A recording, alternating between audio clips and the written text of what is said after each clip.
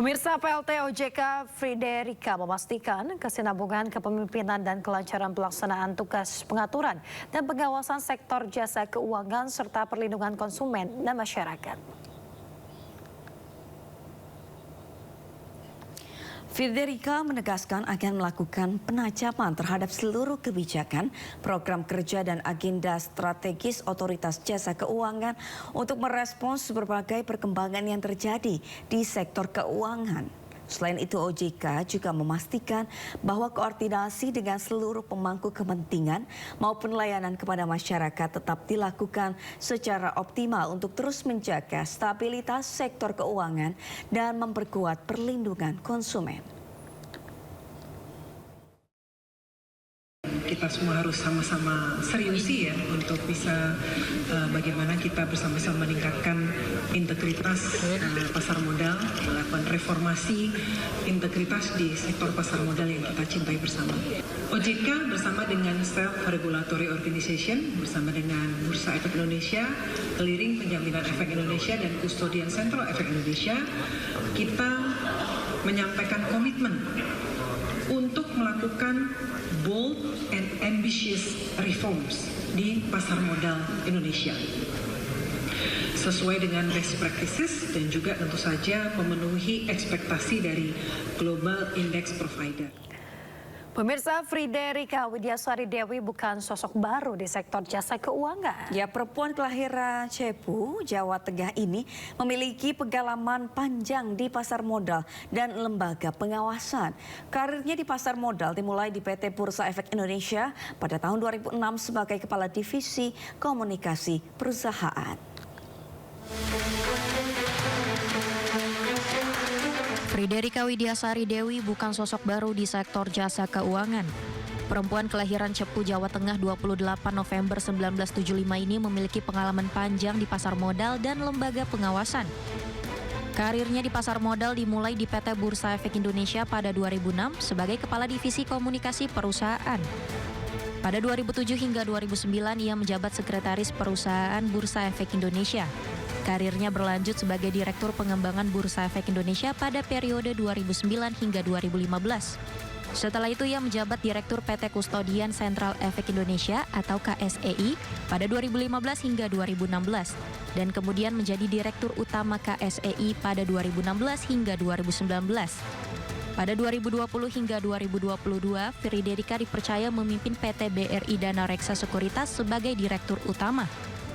Di Otoritas Jasa Keuangan, ia menjabat sebagai anggota Dewan Komisioner periode 2022 hingga 2027 setelah lolos Fit and Proper Test Komisi 11 DPR RI.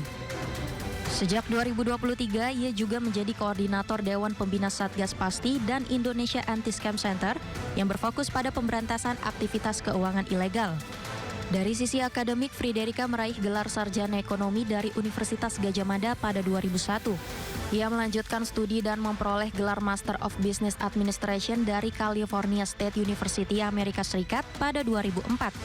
Ia juga meraih gelar doktor pendidikan dengan predikat cum laude dari Universitas Gadjah Mada pada 2019. Di tengah dinamika pasar, penunjukan Friderika sebagai pejabat pengganti terjadi setelah sejumlah pimpinan OJK menyatakan mundur di tengah volatilitas indeks harga saham gabungan dalam beberapa hari terakhir.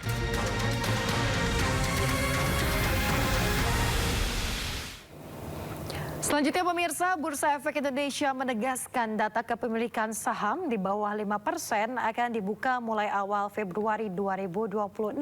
Di mana kebijakan ditempuh untuk meningkatkan transparansi pasar, memperdalam basis investor, dan menyelaraskan praktik pasar modal Indonesia dengan standar bursa global.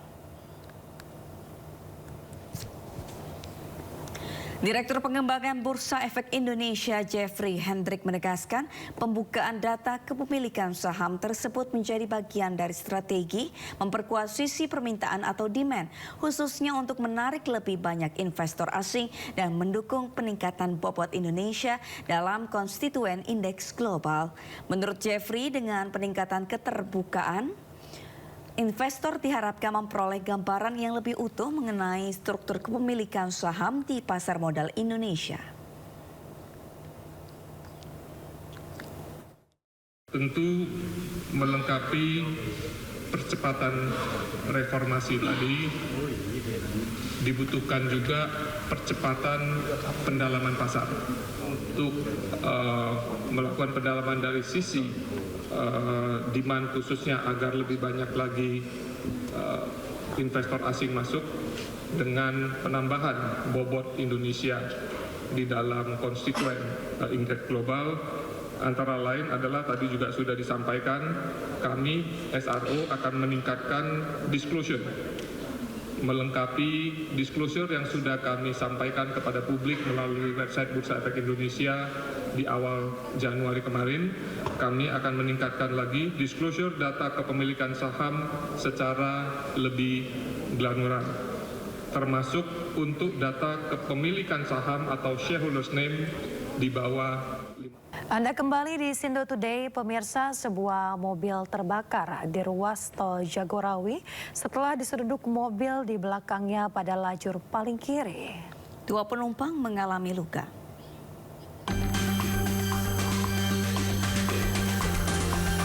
Dua kendaraan melaju kencang di sisi kiri lajur darurat, namun dalam sekejap mata keduanya bertabrakan hingga mobil paling depan terpental. Sesaat setelah diseruduk, mobil langsung terbakar. Beruntung penumpang mobil buru-buru menyelamatkan diri menjauh dari kobaran api. 2 korban mengalami luka bakar ringan.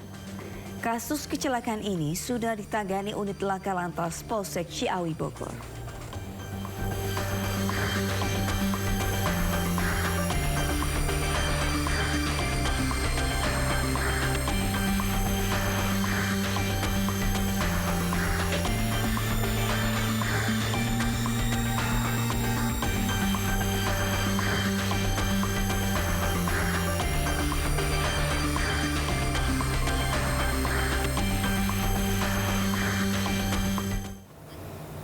Pemirsa, sebuah rumah beserta mobil dan motor di Lumajang, Jawa Timur ludes terbakar. Tidak ada korban dalam peristiwa kebakaran ini, namun kerugian diperkirakan mencapai ratusan juta rupiah. Bakaran dawan lor. Api dengan cepat membakar sebuah rumah sekaligus bengkel ban di Desa Dawuhan Lor, Kecamatan Sukodono, Lumajang pada Senin sore. Kebakaran bermula saat pemilik rumah Rohim tengah memindahkan bensin dari tangki mobil ke jerigen untuk dijual eceran. Tak selang lama muncul percikan api dari bawah mobil hingga menyambar bensin. Kebakaran pun langsung menghanguskan mobil, motor hingga perabotan yang berada di dalam rumah. Api baru bisa dipadamkan setelah petugas damkar memadamkan selama kurang lebih 1 jam. Tadi banyaknya orang, jadi kita agak kesulitan. Sama-sama ingin membantu lah. 1 unit sepeda motor Scoopy dan juga mobilnya terbalik. Beruntung tidak ada korban dalam peristiwa kebakaran ini, namun kerugian diperkirakan mencapai ratusan juta rupiah. Dari Lumajang, Jawa Timur, Yayan Nugroho, iNews melaporkan.